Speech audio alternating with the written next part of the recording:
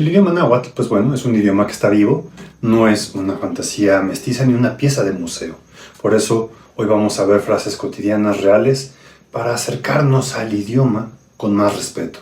Cuando de verdad extrañabas a alguien y su regreso no es por mera cortesía, sino por alivio, por emoción y por esa cercanía recuperada, entonces puedes decirle, ni pahpaki ni mitzitas oksepa, ni pahpaki ni mitzitas oksepa, ni pahpaki ni mitzitas oksepa.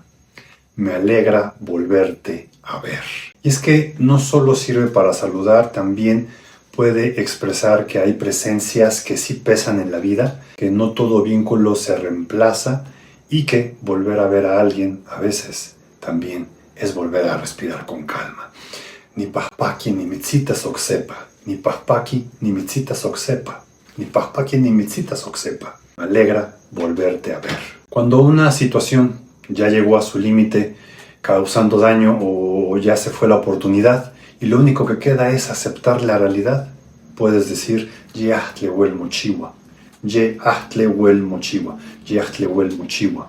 Ya nada se puede hacer. Y es que también sirve para hablar de los límites. No todo se resuelve con discurso, ni con voluntad, ni con consuelo barato. A veces la dignidad empieza cuando uno deja de fingir que todavía controla lo que ya terminó. Ye ahtlehuel mochiwa. Ya nada se puede hacer. Cuando alguien estuvo ausente tanto tiempo que en tu corazón ya parecía perdido y de pronto reaparece, puedes decirle Niknel tokaya yeotisen yautokak, Niknel tokaya yeotisen yautokak, Niknel tokaya yeotisen yautokak. Creía que te había sido para siempre. Esta frase no solo habla de una persona, también puede tocar la experiencia de lo que parecía no volver. Por ejemplo, una amistad, una etapa, una palabra, una parte de uno mismo. Niknel tokaya yeotisen yautokak. Creía que te había sido para siempre. Cuando alguien está triste, vencido, derrotado por el dolor, por lo que quieras, y quieres acercarte con cariño real, puedes decirle Shimewa, nikneki ni mitznahuatekis. Shimewa, nikneki ni mitznahuatekis.